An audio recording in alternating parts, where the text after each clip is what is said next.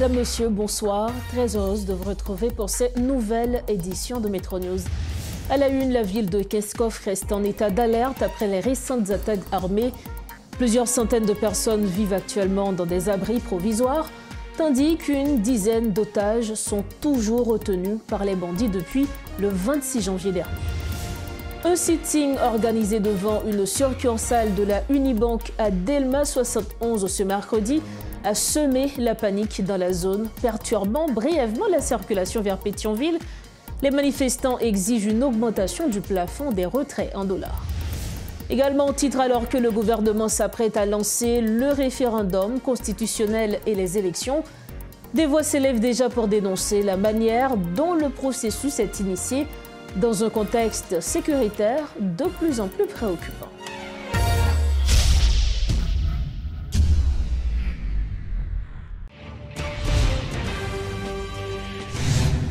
Bienvenue à tous au développement des titres de l'actualité. Deux sections communales de la zone de Keskov, dont Bonga, Soussaï et plus d'une dizaine de kidnappés sont toujours entre les mains des groupes armés depuis le 26 janvier dernier, selon le maire Jean Massillon, qui souligne que les bandits continuent d'imposer leurs lois.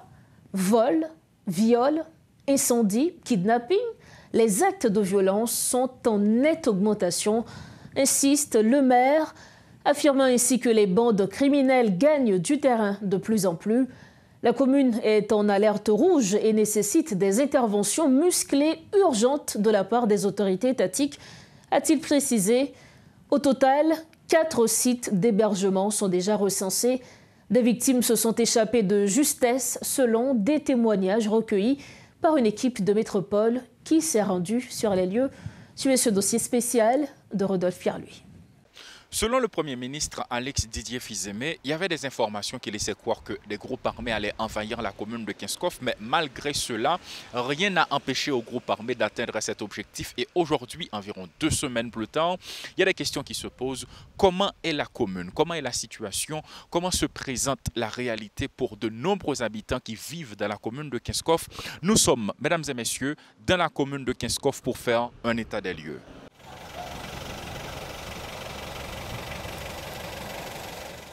Âgée d'une quarantaine d'années, mère de 2 enfants, habitante de Keskov depuis plus de 30 ans, cette victime de la violence des groupes armés explique comment elle s'est échappée. C'est des petits moun de genan même, m'entrer, me prendre des petits moun yo, me commencer courir avec yo. Pendant me courir avec yo, mal mettre yo non tout pour me aller zeb, pour me couvrir yo, pour me te kal prendre ti ba me gen la kay la, les m'rivé moi me pas ka prendre. Kounya tout casse tête moi me tourner mal prend l'autre des petits moun m'aller on l'autre côté à des petits moun yo. J'ai fait 3 jours m'a dormi enragé avec yo. Son histoire se poursuit. Elle a repris contact avec son mari 3 jours après avoir quitté la zone. Mari mon bord, moi mon bord. M'ba qui ça pour me faire pas prendre réponse mari. C'est on amis, on voisinage, yo pas de arriver là Kaili. Qui te bon 1 minute téléphone, moi te relé pour me te connaître côté Marimie. Moi vinn joindre à Marim mercredi 4h après-midi. Cousin en relé tipier, nous même là, n'a connaît yo boulé là. À toute caille là. Ce père de famille a supplié les groupes armés d'épargner sa famille, mais hélas, de justesse, il a pu sauver sa peau. Si on monte moi, relé vers Elise. Yo ti on bof me grelé jamais. Yo ti on matat me grelé dans des release. Yo ti en pile monde ça nous pas ouais qui nous barragé. Yo ti on enragé. Côté que moi même te fait 3 jours dormi en barragé. Pendant une fait 3 jours dans barrage, là m'arrive en mercredi ouvert jeudi ne chercher mon en bas puis yo ti yo. Yo boulé toute caille qui dans zone Gafoubet là. Des jeunes armés d'armes automatiques qui tuent, volent, violent, pillent, incendient, un mélange de tout pour décrire la situation selon ses déclarations. Je dis que même personne ne peut prendre parce que je ne peux pas monter la caméra pour pièce. Les gens font les 20 minuit avec des petits gens avec madame moi. Les gens cherchent mon barrage pour prendre moi. Quand les gens 20 minuit, je prends des petits gens pour mettre dans moi pour me traverser, pour me passer dans l'autre zone côté pour arriver. Pour me traverser pour me venir dans la mairie. C'est une petite communauté qui tente de survivre. Certains s'organisent entre eux avec des agents de la PNH pour repousser les bandes armées. Bien d'autres en sont impuissants. Fort de ce constat, le maire de la commune, Jean Massillon, explique que des groupes armés sont toujours présents dans 2 sections communales à Kinskov. Actuellement là, les bandits ont accaparé de plusieurs zones. Une zone qui est les Cavries. Il y a une zone qui est les Tête-Monde. Il y a actuellement là, dans la Ragia. Une zone qui est les côtés où on fait jeune, il y a les jeunes, côté où on a pris sur Montara. Monsieur Oga est là tout. Ça veut dire qu'il y a plusieurs espaces dans la commune. Nous avons dit dans 2 sections communales qui sont Bonga avec Soussaï. Des cas de kidnapping, des vols, entre autres, les actes de violence augmentent de jour en jour dans la commune et si rien n'est fait pour paraphraser le maire, les groupes vont continuer à étendre leurs tentacules. L'action principale pour la police, c'est déloger. Parce que tout le temps, là, il a prêté là, il a cherché à accaparer de l'autre zone, de l'autre espace, et me penser pita capitrice. Le maire principal et celui adjoint insistent sur le fait que la commune est en alerte rouge et nécessite des interventions musclées dans l'immédiat de la part des autorités étatiques. Monsieur, ça c'est kidnapper le monde.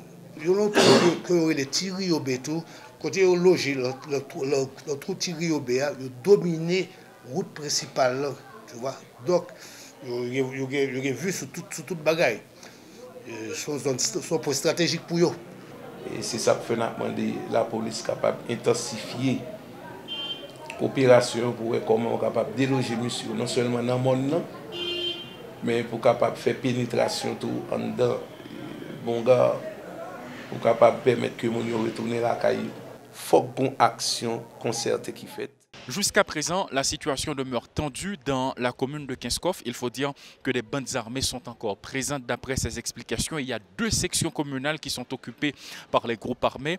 Et il a souligné, selon le maire adjoint, que des cas de kidnapping sont recensés ces derniers jours et jusqu'ici, depuis le début des démonstrations violentes, il y a une dizaine de kidnappings qui a eu lieu et les victimes sont encore entre les mains des ravisseurs. Le kidnapping continue, les vols, les viols, ça continue dans la commune de Kinskov.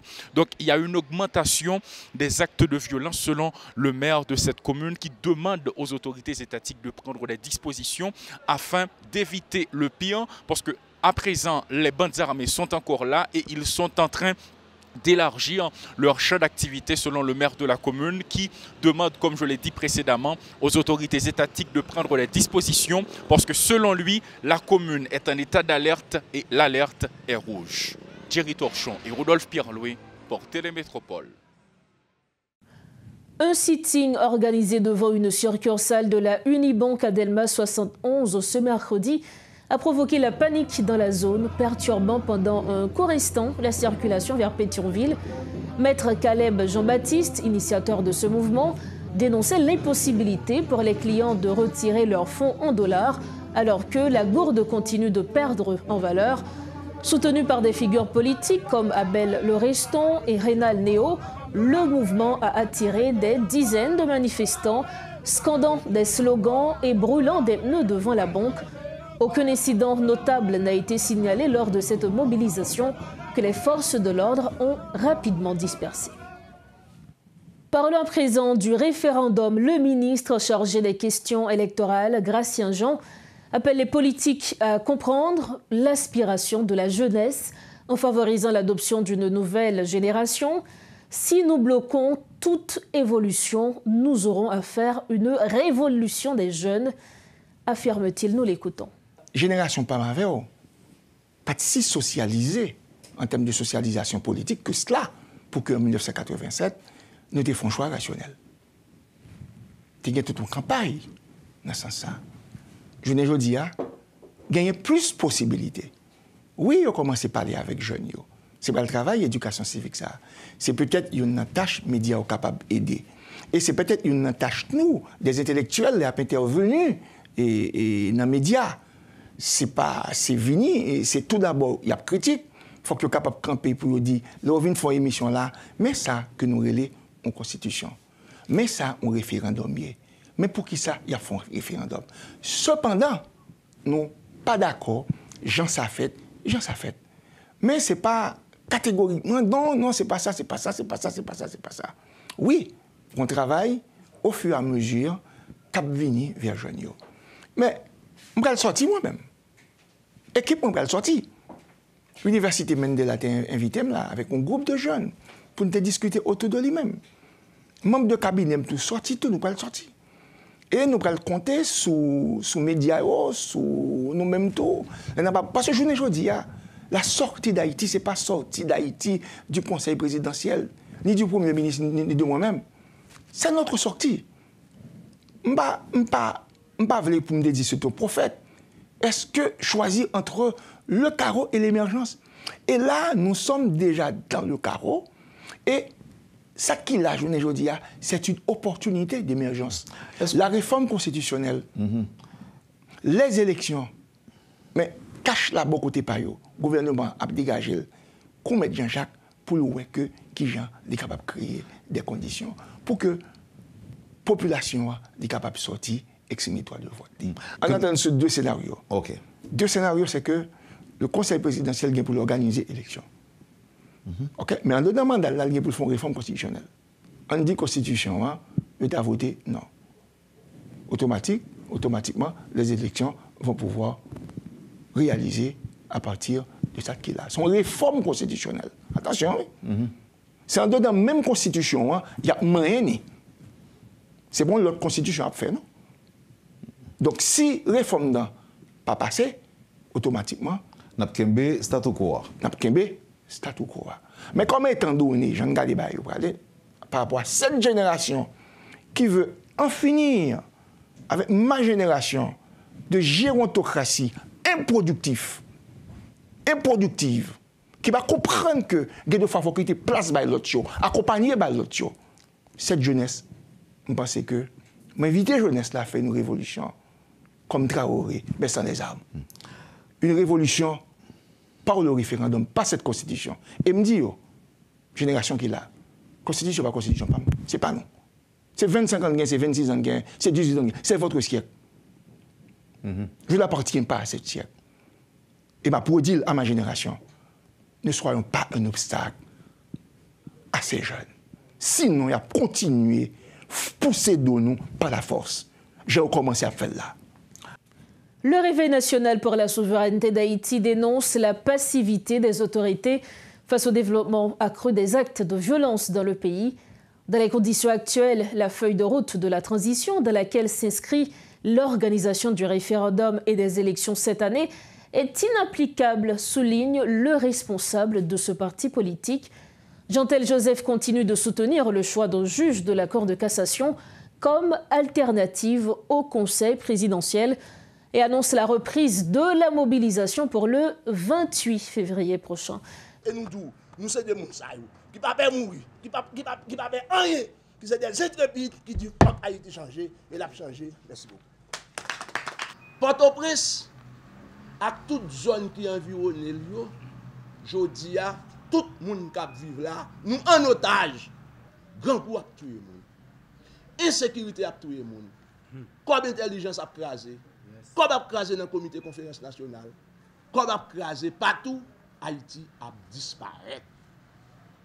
Yo là des pays nous-mêmes, opposition plurielle, réveil et alliés, nous prenons disposition pour que nous relancer mobilisation sur toute étendue territoire. Nous, Port-au-Prince, chaque fois nous tentons de faire une initiative écrasée, mais nous prenons sortir le 28 février pour nous faire assassiner. Nous avons sorti le 28 à travers le pays. En 1986, les dictatures ont été raides. Il y a 3 étudiants qui sont tombés dans Gonaïve. Port-au-Prince te fait solidarité. Tigouave te fait solidarité. Okap te fait solidarité. Ils te cassé que macaque là. Sous Prosper Avril. Un seul étudiant tombé. Tigouave, Osine Vaval. Peuple haïtien qui dans sommeil, demain aujourd'hui, te levé campé. Comme c'est l'homme. tout côté de solidarité, et bien, le pays a été libéré. Eh bien, je dis, le peuple a mouru dans le département de l'Ouest. N'a mouru dans la Tibonite. N'a mouru dans tous côtés. Tout reste haïtien resté comme zombie. Eh bien, je dis, nous dit, faut haïtien suspendre zombie. Eh bien, nous dit, bataille, ça n'a pas fait pour grand merci. Ce peuple n'a pas coulé le 28 février. Nous invitons le peuple là. Nous mobilisation générale. Sous tout le pays. Je dis, pas de Pétionville, pas de Cité Soleil. Nous tous sommes seuls. Pour nous tous lever camper, pour nous libérer Haïti des congés qui ont un seul plan, c'est disparaître le pays, remettre la République dominicaine. Abat CPT, abat gouvernement, ça n'a pas rien pour Haïti. Autre information ce mercredi, Haïti a officiellement signé la déclaration d'engagement à la coalition mondiale pour l'alimentation scolaire. La déclaration d'engagement a été paraphée par le président du Conseil présidentiel de transition, Leslie Voltaire, le chef du gouvernement, Alix Didier Fils-Aimé, le ministre de l'Éducation nationale et de la formation professionnelle, Antoine Augustin, ainsi que la représentante du programme alimentaire mondial en Haïti. Cette cérémonie a été une occasion pour les dirigeants haïtiens de réaffirmer leur volonté de revitaliser le système de cantine scolaire, considéré comme un levier essentiel pour améliorer le rendement scolaire et renforcer la sécurité alimentaire des élèves à travers le pays. Ici, par la mise en œuvre de ce partenariat, les effets pervers de tous ces aléas sont contrebalancés par un maximum d'impact positif au bénéfice des enfants de la patrie, de nos fils et de nos filles. Je crois aussi et assez aux atouts et effets induits de ce partenariat, la Coalition mondiale pour l'alimentation scolaire. Ainsi, voudrais-je associer dans une énorme gerbe de gratitude et de reconnaissance le Conseil présidentiel de transition, le gouvernement de la République que pilote M. Didier Alix Fils-Aimé, les partenaires de la communauté internationale, particulièrement la représentante du PAM et directrice pays, tous celles et ceux qui ont contribué à nous conduire à cette conclusion heureuse. Nous sommes ici aujourd'hui non seulement pour signer un engagement, mais un ensemble de symbolisme avec nos partenaires nationaux et internationaux. Bâtir un système éducatif inclusif, équitable et solide, où chaque enfant haïtien puisse trouver un plat chaud à l'école pour garantir, apprendre, grandir, apprendre et s'épanouir. Nous entendons appuyer cette démarche qui, dans le cadre d'une mise en œuvre encadrée, réduira chez nos jeunes l'attraction que pourraient exercer sur eux les activités délictueuses. Certes, nous reconnaissons qu'il faudra prendre d'autres dispositions, mais ce pas qui vient d'être franchi pourra s'incorporer dans un dispositif global permettant d'améliorer grandement les conditions d'apprentissage des fils et des filles de la nation. Ainsi, au nom du Conseil présidentiel de transition, je prends l'engagement solennel de passer les instructions nécessaires aux divers secteurs du gouvernement appelés à collaborer avec le Programme national de cantine scolaire PNCS dans l'exécution de ce programme. Le gouvernement mettra tout en œuvre, non seulement pour faciliter une meilleure coordination intersectorielle, mais surtout pour permettre à chacun de prendre des dispositions adéquates. Car il s'agit d'améliorer la productivité agricole nationale, de faciliter l'accès aux moyens de financement, d'établir des moyens de transport de nos produits agricoles, tout en augmentant l'efficacité de nos entrepreneurs. Nous exhortons donc nos partenaires internationaux à continuer à nous accompagner en vue d'accroître l'offre en matière d'alimentation scolaire de manière à permettre à beaucoup plus d'enfants d'y accéder. Pour refermer la page nationale de ce journal, l'unité de lutte contre la corruption a organisé une journée de déclaration de patrimoine ce mercredi 12 février. Une initiative visant à combattre l'enrichissement illicite et normaliser la reddition de comptes au sein de l'administration publique, souligne le directeur de l'ULCC. Maître Hans-Jacques Ludwig Joseph regrette toutefois que les déclarants enregistrés soient encore loin de ceux visés par rapport à la taille de la population assujettie à cette formalité légale et obligatoire, plus de 10 ans après la promulgation de la loi sur la déclaration de patrimoine. Il est important de préciser que la déclaration de patrimoine est bien plus qu'une simple formalité administrative. Elle représente un engagement envers l'éthique et la confiance que nous devons à nos concitoyens. Elle vise à garantir une gestion saine et intègre des affaires publiques. À cela, j'insiste ce matin sur le fait qu'une telle activité est d'une grande importance pour l'unité de lutte contre la corruption, car plus de 10 ans après la promulgation de la loi sur la déclaration de patrimoine, le nombre de déclarants enregistrés se trouve encore très loin de ceux visés et attendus par rapport à la taille de la population assujettie à cette formalité légale et obligatoire. À titre d'information, de mars 2008 à mai 2022, l'ULCC a collecté auprès des greffes des différents tribunaux de la République un total de 3458 formulaires de déclaration de patrimoine répartis en 3179 déclarations d'entrée et 279 déclarations de sortie. Proportionnellement, le nombre de déclarations d'entrée reçues durant cette période équivaut à un pourcentage très inférieur par rapport au nombre total des agents publics assujettis à l'obligation de déclaration de patrimoine. En conséquence, le moment est donc opportun d'examiner en profondeur toutes les contraintes qui mettent en cause l'efficacité de tel procédé exigé par la loi. Car si on n'y prend pas garde et ne redresse pas la barre, cette situation risque de désamorcer les différentes actions et les différents efforts que mènent en parallèle l'ULCC et les autres organes de contrôle de l'État en matière de prévention et de répression de la corruption.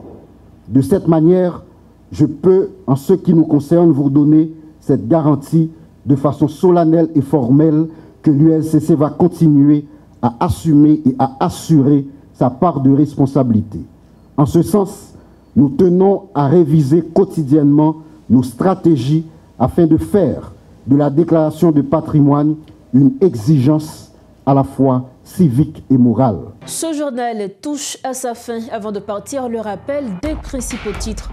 La ville de Kinskov reste en état d'alerte après les récentes attaques armées. Plusieurs centaines de personnes vivent actuellement dans des abris provisoires, tandis qu'une dizaine d'otages sont toujours retenus par les bandits depuis le 26 janvier dernier. Un sitting organisé devant une succursale de la Unibank à Delma 71 ce mercredi a semé la panique dans la zone, perturbant brièvement la circulation vers Pétionville. Les manifestants exigent une augmentation du plafond des retraits en dollars. Et puis alors que le gouvernement s'apprête à lancer le référendum constitutionnel et les élections, des voix s'élèvent déjà pour dénoncer la manière dont le processus est initié dans un contexte sécuritaire de plus en plus préoccupant. Voilà ce qui met fin à cette édition de Métro News. Merci infiniment à chacun de vous de l'avoir suivi. Merci également à toute l'équipe de Métropole ayant rendu possible cette édition. On se retrouve bientôt. Entre-temps, restez branchés Métropole. Bonsoir.